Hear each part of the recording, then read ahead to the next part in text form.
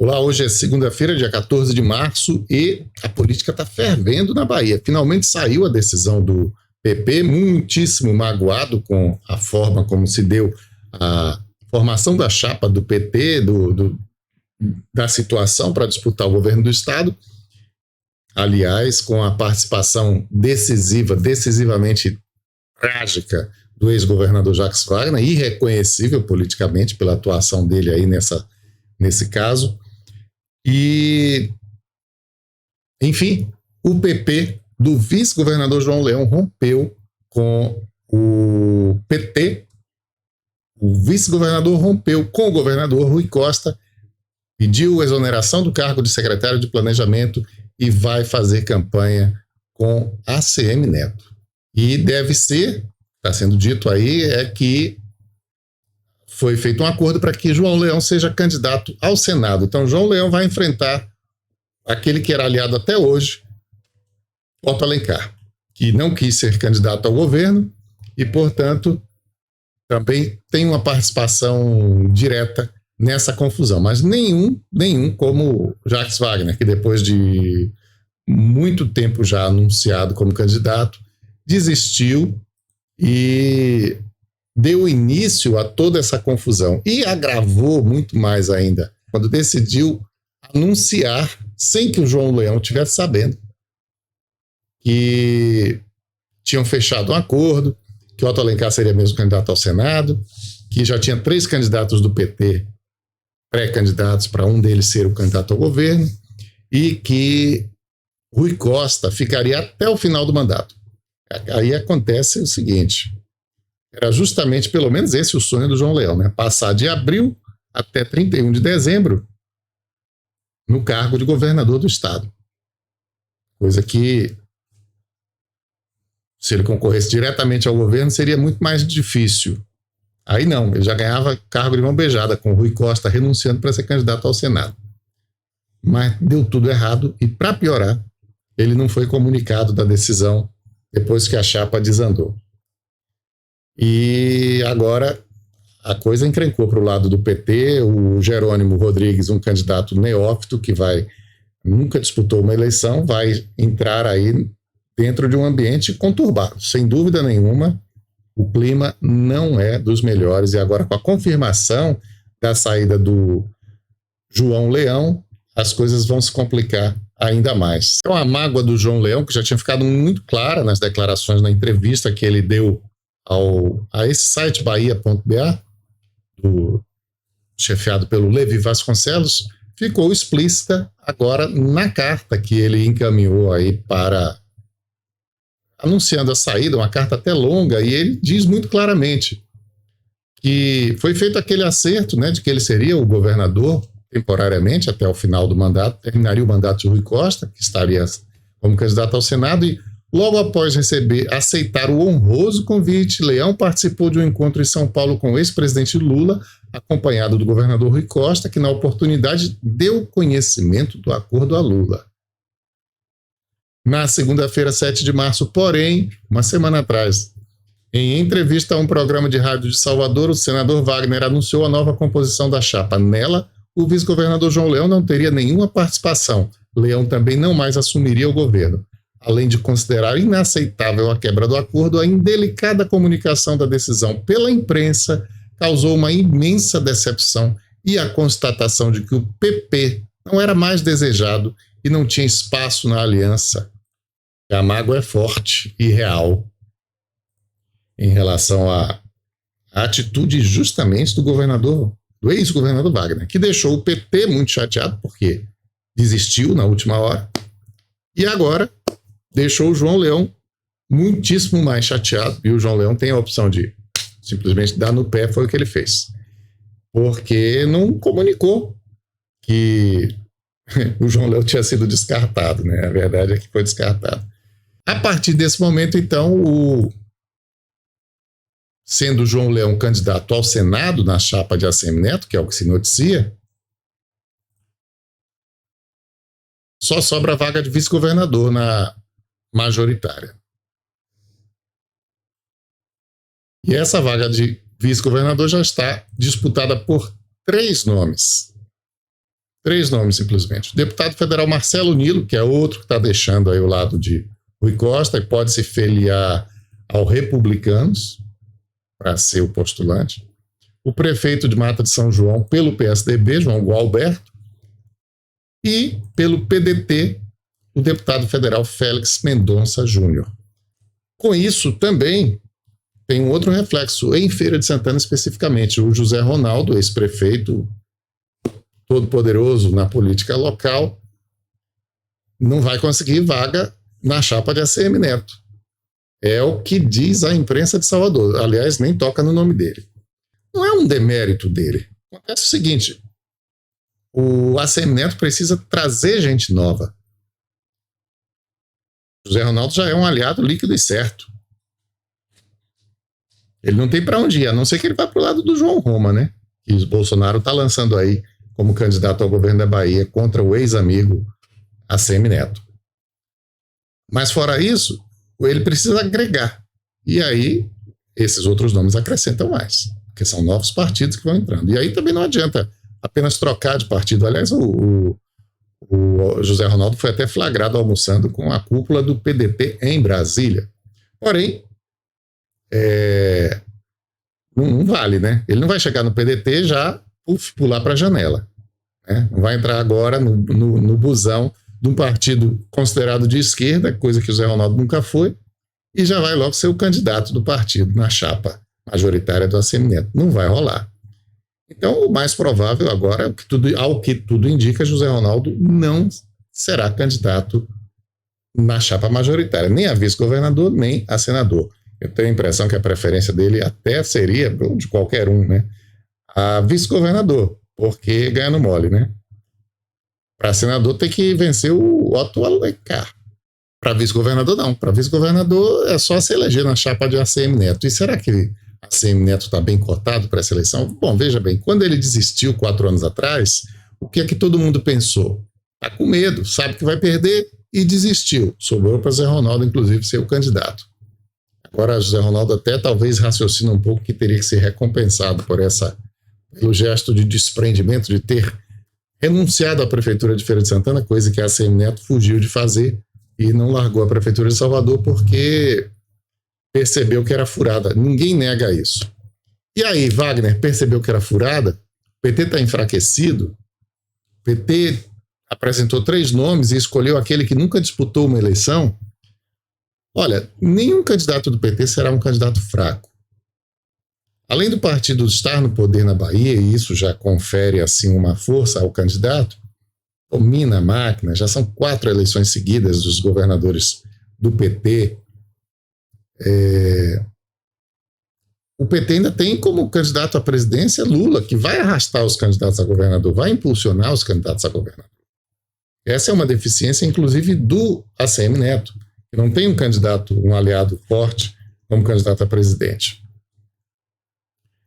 O próprio Jerônimo Rodrigues também, ele nunca disputou uma eleição, mas ele é uma pessoa muito conhecida dentro da base, dentro da militância, pelo Estado afora, dentro dos movimentos sociais. Ele não será de forma alguma um candidato fraco. Porém, ele está aí no meio de um vendaval, né? Ele está numa situação que não é confortável. Tudo isso pode ser revertido, mas não é uma situação confortável. Agora, nem tudo são flores para o ACM Neto. Mas antes, vamos concluir aqui sobre o José Ronaldo, o que ele mesmo diz da atual situação dele, porque ele deu uma entrevista para o Acorda Cidade hoje e falou sobre esse assunto. Evidentemente, agora é um assunto delicado, mas do qual ele não pode fugir. Embora as entrevistas do José Ronaldo sejam sempre assim, na base das evasivas, né? É típico dele. Aí ele disse assim, as pessoas comentam o que querem. Alguém leu uma nota ou alguém escreveu uma nota de que a chapa deve ser composta por A ou por B, eu não vejo problema nenhum nisso. Eu acho que todo mundo tem suas opiniões, cada um escreve de acordo com o que ouve. Pois é, realmente, prefeito, escreve de acordo com o que ouve. A pessoa não está ali só dando opinião, não, viu? Ela está falando de coisas que ela sabe que estão acontecendo nos bastidores. Os jornalistas não, eles podem até ser induzidos ao erro, ou podem até estar querendo puxar a brasa para um lado, para o outro, pode acontecer, mas não sai assim do nada, não. E essas informações não é de hoje que se fala. João Galberto, o PSDB disse explicitamente que era um lugar na chapa, e o João Galberto é o nome para essa chapa. O Marcelo Nilo vive se oferecendo aí para sair do grupo de Rui Costa e aderir à ACM Neto. O caos está instalado na base do governo e, portanto, cabe ao ACM Neto agora aproveitar. De maneira que fica tudo induzindo a pensar que realmente o lugar de José Ronaldo nessa vaga está perdido, nessa chapa está perdido. Volto a dizer, não por demérito dele, é uma liderança expressiva, uma liderança grande, só que ele não agrega para o ACM Neto. E o ACM Neto precisa, veja que vai ser um vexame se o ACM Neto perder essa eleição para um cabra que nunca disputou uma eleição na vida. Eleição de partido político, né? Não sei, ele já deve ter disputado outras eleições aí internas nas organizações, na Universidade de Feira de Santana, né? Porque o Jerônimo, inclusive, é um feirense na prática. Ele não nasceu em Feira de Santana, mas atuou a vida inteira no movimento de organização comunitária, é uma pessoa que está há anos nessa militância. Inclusive, curiosamente, entrou para o governo do PT quando havia aliança com o MDB, com Gedel, homem das malas de dinheiro, dos milhões. Então, foi nessa época que o Jerônimo entrou junto com o Ildes Ferreira. Ildes Ferreira foi ser secretário, porque era do MDB, foi a indicação do Colbert, hoje prefeito de Feira, e o Ildes levou, colega que era do Jerônimo no MOC, levou o Jerônimo. Quando o MDB saiu do partido, Jerônimo saiu do governo, rompeu com Wagner, porque Gedel sonhava em ser governador da Bahia, aí o Jerônimo ficou. Ildes saiu, Colbert saiu, Gedel saiu, mas Jerônimo permaneceu. E desde então nunca saiu do governo, está atuando lá direto e, portanto, é alguém extremamente entranhado nas estruturas internas do PT. Há quem diga que o PT botou para perder, botou um candidato para perder, mas isso não existe, né, gente? Me conta aí, quem é que abre mão do poder? Quem é na nossa política? Na nossa, não. Não sejamos injustos, nem com a Bahia, nem com o Brasil. Quem é no mundo que abre mão do poder? O cara está lá para isso. O PT vai botar um candidato para perder? Agora, o contexto favorece que alguém pense que o PT estava sem opção e aí foi de Jerônimo Rodrigues. Isso eu não vou dizer que não tenha sido, porque realmente é um caos que está instalado na base governista hoje em dia, por conta, principalmente, das atitudes desastradas de Jacques Wagner, que é um político habilidosíssimo, sempre contorna tudo, mas parece que dessa vez ele exagerou na dose, botou fé demais no taco dele e deu tudo errado. Né? Deu tudo muito errado. A ACM Neto está feliz da vida, porém teve uma má notícia na quinta-feira, quando revelou-se finalmente, não está mais escondido, que um ex-aliado dele também vai estar nos calcanhares dele. A Damares vem lá pelo Amapá, isso mesmo? Ou não? Eu não quero que ela vá, não. Deixa ela cuidando das mulheres. Em Pernambuco, o Gilson vem para o Senado. Em São Paulo, o Tarcísio ao governo. Rio Grande do Norte, Rogério Marinho, Senado. Rio Grande do Sul, Onix, governador. Tereza Cristina, em Mato Grosso do Sul, Senado. No DF, Flávia Arruda, Senado. Na Bahia, João Roma, governador. Nós temos aqui 7 ministros, né, confirmados aqui que se afastarão para se compatibilizar e concorrer então ao Senado ou ao governo do Estado. É isso. Então, o Bolsonaro revelou aí na live, né? Porque se falava, não, João Roma, não sei o quê, talvez o PP, talvez o João Leão indo para lá, vai dar um palanque para o Bolsonaro na Bahia, porque o PP é o partido do Ciro Nogueira, braço direito na política do presidente Bolsonaro, né? Então, é o partido do presidente da Câmara, o Arthur Lira. Então, o que se raciocinou? Que aí o João Léo poderia abrir portas como candidato ao governo, mas ele não saiu candidato ao governo. Então, de qualquer maneira, a entrada do João Roma tira alguns votos. Pode ser pouquíssimo. Eu mesmo não acredito no potencial eleitoral do João Roma. Porém, a notícia não é agradável. O ACM Neto, com certeza, preferiria que não fosse assim. Agora, essa eleição de 2022 é uma eleição em que realmente corremos riscos de desestabilização, de muita confusão, de ser uma eleição muito tensa. Para você ter uma ideia, olha o que está acontecendo no Senado Federal. Senadores denunciam ameaças por posição contrária à ampliação do acesso às armas. Veja você, ameaçando senadoras e senadores, inclusive até senadores que sempre foram simpáticos a essa turma, essa bandidagem aí.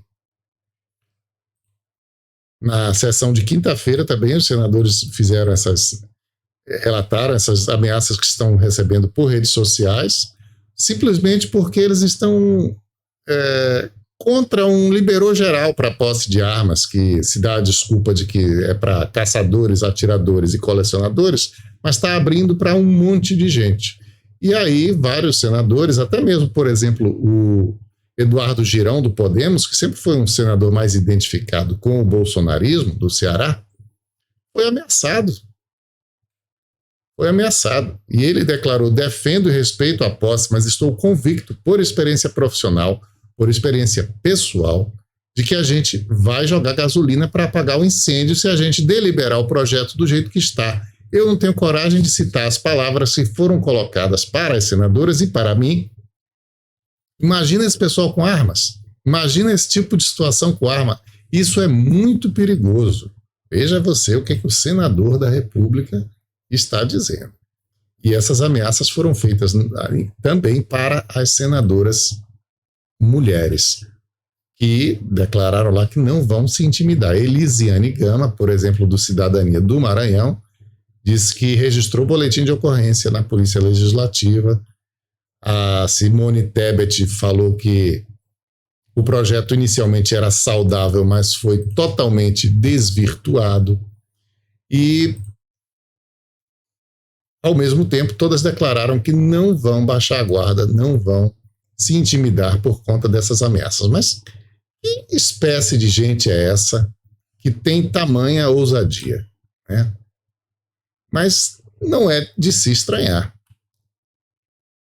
Porque, por exemplo, hoje é aniversário de 4 anos da morte da vereadora do Rio de Janeiro, Marielle, e do motorista Anderson, que estava com ela e foi atingido no atentado. O que aconteceu durante esses 4 anos? Prenderam supostos autores do crime, que negam, e nunca conseguiram identificar os mandantes. Mas é um festival de atitudes que demonstram claramente que há proteção contra os mandantes desse crime, que há interferências imensas para que esse caso não chegue a uma resolução. Andou, inclusive, em alguns momentos, aproximando a investigação do presidente Bolsonaro, porque o carro que esteve lá, apontado pela polícia como autor do crime, morava no condomínio do presidente, esteve lá no dia em que ele saiu e executou, segundo a investigação, esse assassinato. Teriam até perguntado pelo presidente, depois ficou uma controvérsia se realmente aquela ligação procedia, se tinha sido daquele momento, daquela data, mas enfim. Seja lá quem for o responsável, esse responsável não aparece, não é identificado.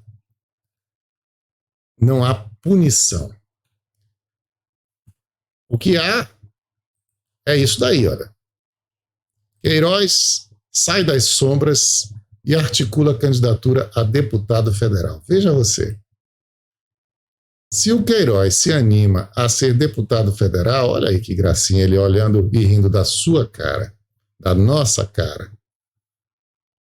em manifestação pública. Aí está em frente ao Palácio Guanabara, sede do governo do estado do Rio de Janeiro, onde hoje, inclusive, ele está muito à vontade. E nessa matéria aí do UOL, ainda tem uma declaração muito cínica do Flávio Bolsonaro, ex-chefinho dele, é muito amigo aqui, né? Quem trouxe para casa foi o presidente Jair Bolsonaro, está aqui com ele pescando.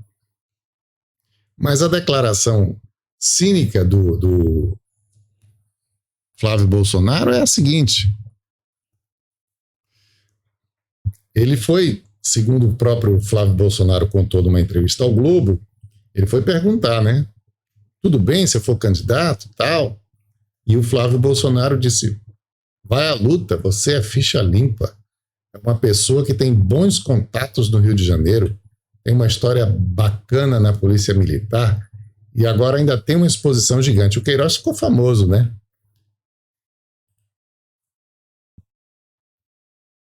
Essas declarações extremamente cínicas foram dadas pelo Flávio Bolsonaro numa entrevista ao jornal o Globo, maior jornal do Rio de Janeiro.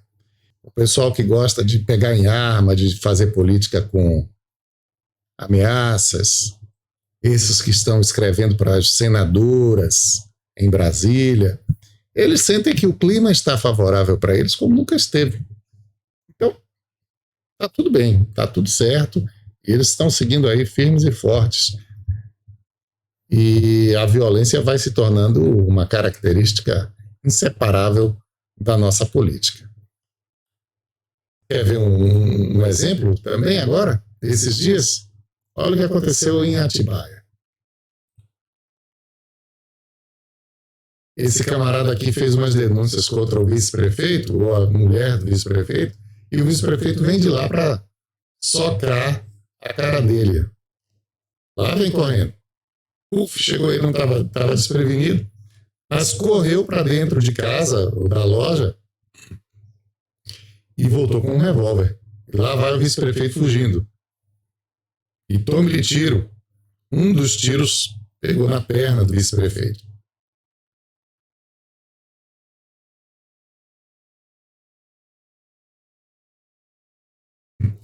E aí ele volta para dar mais uma avisada. Então esse é o ambiente político do Brasil e é uma exceção, isso aí, olha, o que morre de vereador Brasil afora já é um número espantoso. Então, essa história de arma, de milícia, de bandidagem institucionalizada na política brasileira está crescendo. Está crescendo. Não está diminuindo, não. Está crescendo.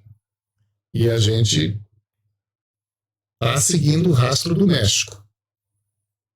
Então, acho que ninguém espera que o Brasil chegue aonde o México chegou, aonde a Colômbia chegou. Mas a gente não está caminhando numa boa direção, não. E não está conseguindo sair disso. O consolo é que agora tem o dinheiro do Banco Central, né, que a gente esqueceu lá e de repente vai receber um bocado de dinheiro do Banco Central e o meu hoje eu consegui consultar o meu saldo e eu vou até mostrar para vocês ficarem com inveja. Olha aí, ó. Valores pendentes de solicitação no Itaú Unibanco, conta de depósito ao encerramento da conta. Ficou um dinheiro esquecido lá. Quanto? R$1. Eu estou pensando em doar esse R$1 para, não para alguma ONG, alguma associação aí que esteja precisando muito, não. Eu vou doar para as famílias mesmo do Itaú Unibanco, donas, os Moreira Salles, ou então o Setúbal. Talvez 50 centavos para cada um também seja mais justo, né? É isso. Mas esse meu caso não é o caso isolado, não. É o caso de muitos. É o caso da maioria. O governo criou uma expectativa, falhou nisso, viu? Isso só vai depor contra o governo. porque as pessoas começaram a se iludir de que iam ter muito dinheiro para receber e a verdade é muito diferente disso. A maioria das pessoas tem de centavos, de 1 centavo, acredite, até a partir de 1 centavo até R$ 1. São quase 14 milhões de pessoas nessa condição. Então, já viu, né? É ridículo. Somando toda essa galera dá 5 milhões. Mas só que ninguém vai pegar esse dinheiro, porque não vão se movimentar para isso. Agora, de R$ 1 a R$ 10, são 8 milhões de pessoas. O G1 informou aqui, o Banco Central passou essa informação. E só agora que o Banco Central passou essa informação. Esse é o problema. O Banco Central tinha que ter dito isso lá desde o começo. As pessoas não ficarem criando expectativa. Eu fico pensando se gente se endividou, e eu não duvido nada. E com certeza, no meio de tantos milhões, certamente apareceram aqueles que se endividaram, né? E fizeram compras acreditando que teriam esse dinheiro extra para receber. É uma tragédia. É a forma como as coisas são conduzidas e é um desrespeito, né? Desrespeito às pessoas. O Banco Central podia ter feito essa informação, ter passado essa informação cedo. Então, mais 6,5 milhões vão receber entre 10 e 100 reais, aí já começa a valer a pena aqui. De 100 a R$ 1.000, aí já tem uma gracinha. 2.748.000 pessoas têm esse valor para receber. De R$ 1.000 até R$ 10.000, há um erro aqui, mas é R$ 10.000. Aí, já dá para fazer uma farrinha boa. Só que são apenas 36 mil pessoas que têm esse direito. E 1.318 felizardos têm mais de R$ 100.000 para receber. Esses sim. Esses são os endinheirados. Afora esses, é uma lástima. Esse dinheiro é uma ilusão, uma enganação, uma perda de tempo, inclusive, né? Perda de tempo total. Mas é isso. Estamos ficando por aqui. Amanhã a gente volta.